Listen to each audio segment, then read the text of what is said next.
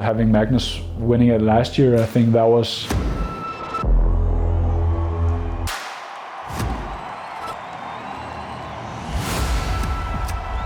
Your 2022 Challenge Roth champion, Magnus Ditlev. He is overwhelmed. Yeah, it is basically everything I think about. Daniel Baekkegard really has fully focused this first half of the year on this race.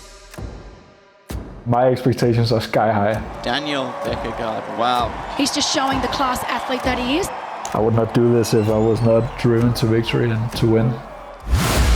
Yeah, he's podium contender, but has he got what it takes to get on top of the podium? I view myself as right now is learning a whole lot. It feels like everything is going 200 k's an hour. There's so much I have to learn.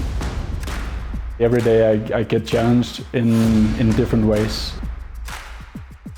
Of course I'm a human being, but I'm also a person who really want to inspire the next generation.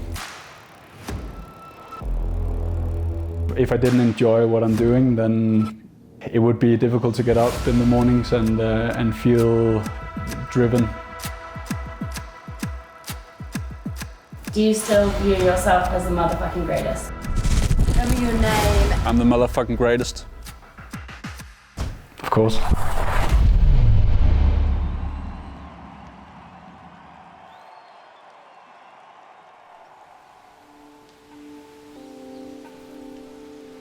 One part of why I'm in St. Moritz right now is I needed some time to kind of just focus on the right stuff and get my, I started journaling, for example, and back home I did not really feel like I had the time to do that.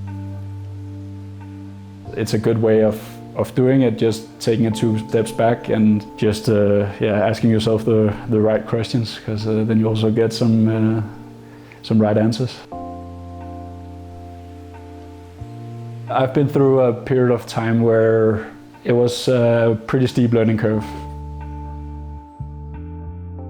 There was more and more things from the outside that kind of pressured, and I had a long time where I felt a bit stressed and not really focusing on the right stuff. I'm not sure it's a change of direction I'm in right now, but it's more just kind of wrapping my head around what's actually important in my life. I've had the picture of like, when I go to races, I have to win. And that's completely wrong. Because then you can almost only set yourself up for failures. Baekkegard, ladies and gentlemen, from Denmark. Well done, Daniel. Sometimes I overdid it in training because I wanted to be 101% ready. Luckily, my coach picked up on that and kind of made me relax a little bit more in training, and he's still teaching me to see the bigger picture in what we're actually doing. Last year, that was kind of a disappointing season from my end. I thought I was better than what I delivered last year, and also I struggled a bit with some injuries. 100% I dropped out of the spotlight because I did not deliver when I wanted to deliver. Daniel's got some stuff to prove. Hawaii didn't go well for Daniel last year. He's always there and in the mix. But to really hit that top level, I think this is a crunch season for Daniel Baekkegard.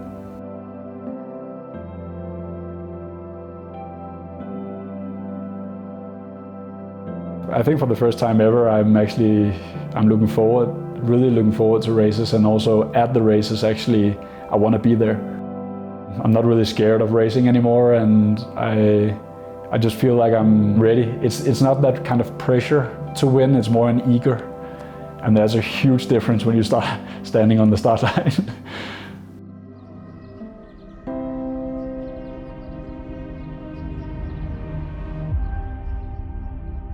Welcome to the 21st edition of the DATEV Challenge Roth. Roth is a once-in-a-lifetime event where the vibe, the spectators, the whole energy comes together. I decided early last year that I wanted to race it, I couldn't manage last year, so it would be this year, and I've had butterflies in my stomach ever since because it means so much. Roth is so far my favorite event in so many ways. Obviously, I won there last year. The atmosphere is what makes it the most special. The crowd is amazing. The course is super nice. It's these rolling hills, which I really enjoy. I really feed off the energy of the crowd. I love the big sports moments. We have close to 300,000 spectators here on course, and it's just one of a kind. It's going to take an epic performance to win there on that day. The field lined up at Challenge Roth this year has got all the potential to see two of the fastest races we've ever seen in the sport. Like basically it's like a world championship caliber field. There's not a lot of guys we are missing. Magnus is clearly the favorite going into the race. He'll be the one to beat. I still think Magnus Ditlev from Denmark is the man to beat. However, you throw Sam Laidlow, Daniel Baekkegard, Patrick Lange, Ben Knut into the mix, and honestly, I cannot tell you who's going to take those next two spots on the podium. I hope I'll be the one drinking out of the stein.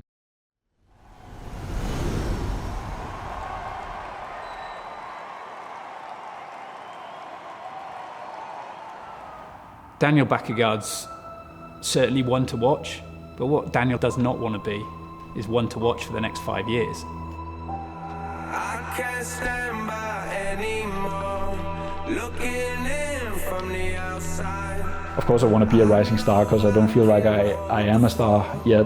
They can't keep my hands tied. I know a lot of people believe in me, that I have what it takes. I think I am the motherfucking greatest. I just want to show the world what I can do, and that's what I'm working on right now. We've seen Magnus Ditlev, a fellow Dane, come in and really usurp him in many ways in terms of what he's achieved. Yeah, basically he just did a better job until now. I hope we've changed a couple of things that will turn tables. Maybe the one big thing about Magnus Ditlev, the Norwegians respect him. And I think that says a huge amount.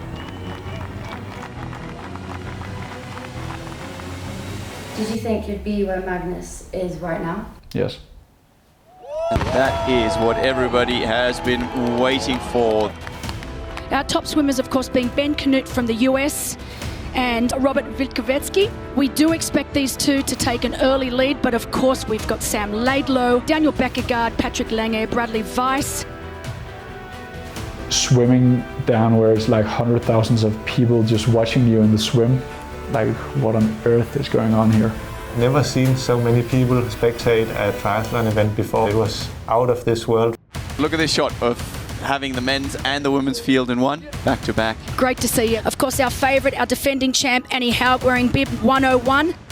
But what I am really interested in seeing this year are these three women, Daniela Ryf, Laura Philippe here for the very first time, and Chelsea Sodaro, our current Ironman world champion.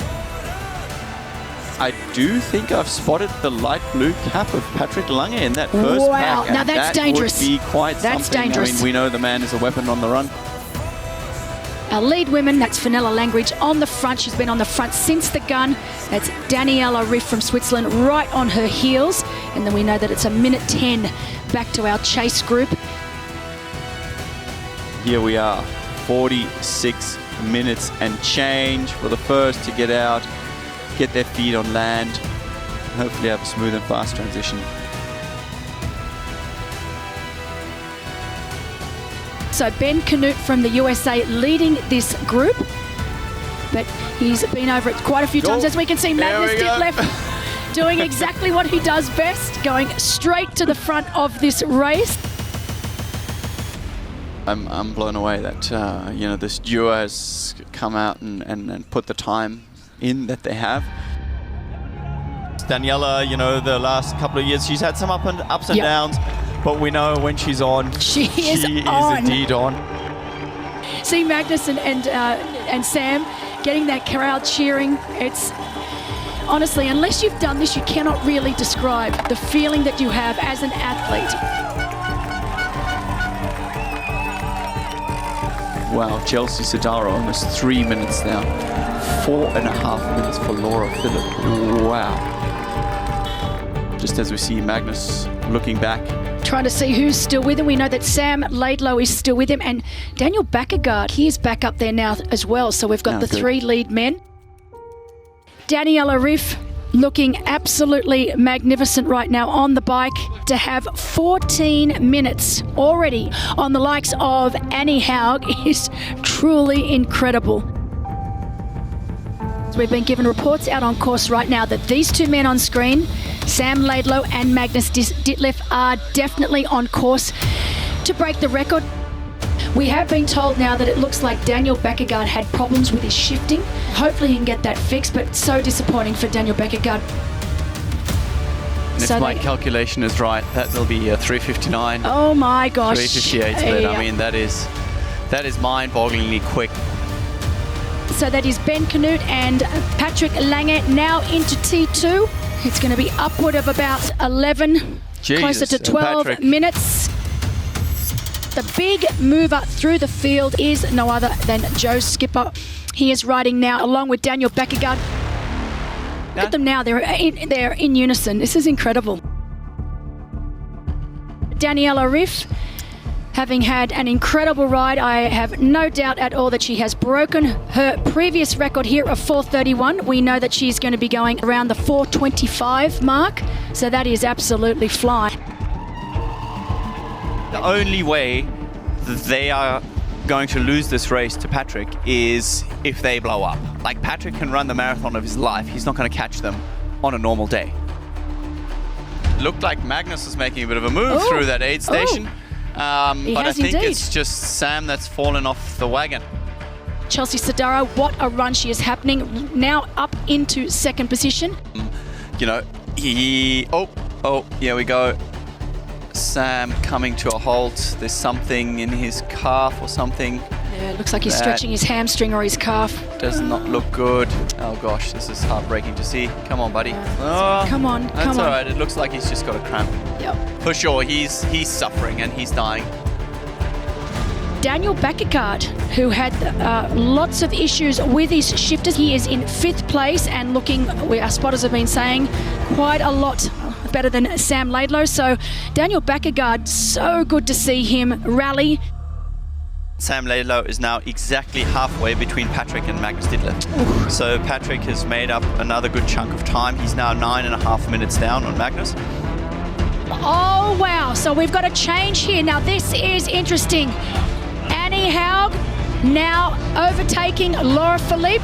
We know that Chelsea Sodaro is up ahead, so this is now Annie Haug in 3rd place. And I dare say it will not be long before we see Daniel Baekkegard make his way into 4th place. Magnus Ditlev, of course, still leading the way. He looks fantastic. He is still moving very, very well. Patrick's on target to run a 2:32 marathon, while Magnus is on target to run a 2:37. That will be the fastest time that Magnus has ever run.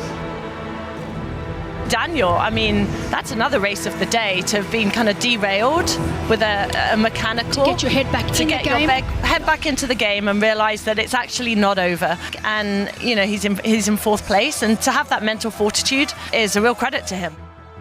Look at this crowd. It is absolutely packed. They're about to witness something spectacular. Magnus Ditlev, look at that time. We are at 7 hours, 24 minutes and 29 seconds. The winner of Challenge Roth for 2023, being embraced by no other than the GOAT himself, Jan Frodeno, the new world best time of 7:24.40. Incredible. And here he comes, Patrick Lange of Germany, one of the crowd favourites. He had one of his signature runs yet again. He's one of the best, if not the best, marathon runner in the sport. as he crosses the finish line in 7:30 and change. And I think he's just seen his run time. Oh, look he at was that. wanting to run some 2:30, Wow. and I think he's just seen the 27 seconds. He was so close. Baekkegard from the USA coming home in third place here today. He's run so very well. And look at that time, Laura. I know. 7:36. Absolutely fantastic. And he's given it everything. Look, he's got absolutely nothing left. Daniel Baekkegard is now across the finish line. He is quite emotional and totally understand why. If you had have asked me at about halfway through the bike ride here today, he had really nasty mechanicals where he had absolutely no shifting. He was stuck in one gear. I thought his race was done and dusted. For him to fight back and to finish in fourth place is true testament not only to the caliber athlete that he is, but to this Laura, to holding it together. Unbelievable, and he should be exceptionally proud of his performance here today.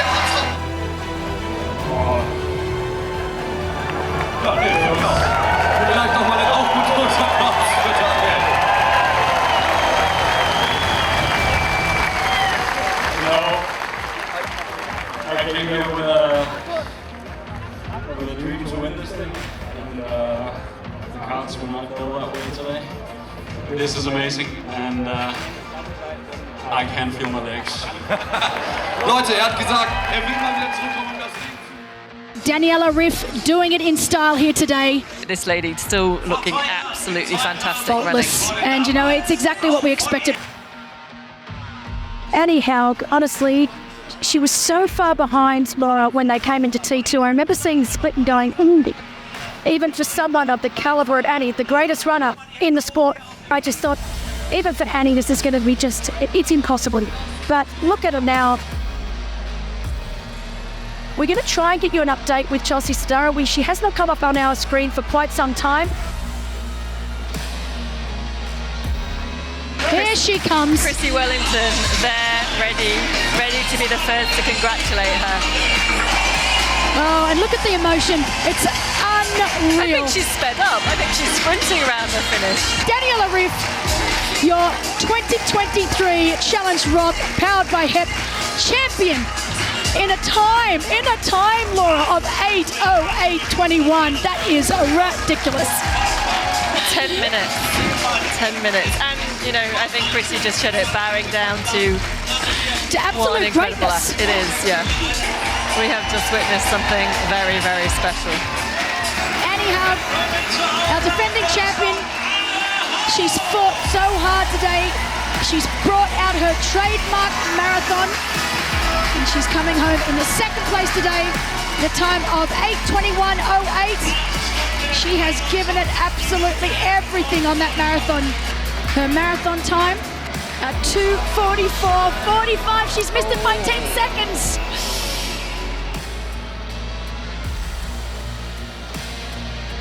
Laura Philippe also across the finish line. I'll have to be honest, there was a point in time on the marathon up on the canal where she did look like she was faltering ever so slightly, Laura.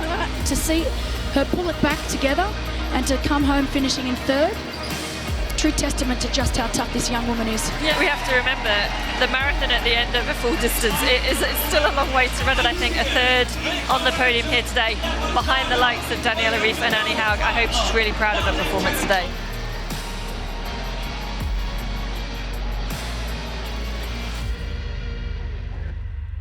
Long distances is so much about making the smart choices. You know, the long distance does not really start until 28-30 kilometers on the run. At the PTO races, it's short, it's explosive, it's fucking racing.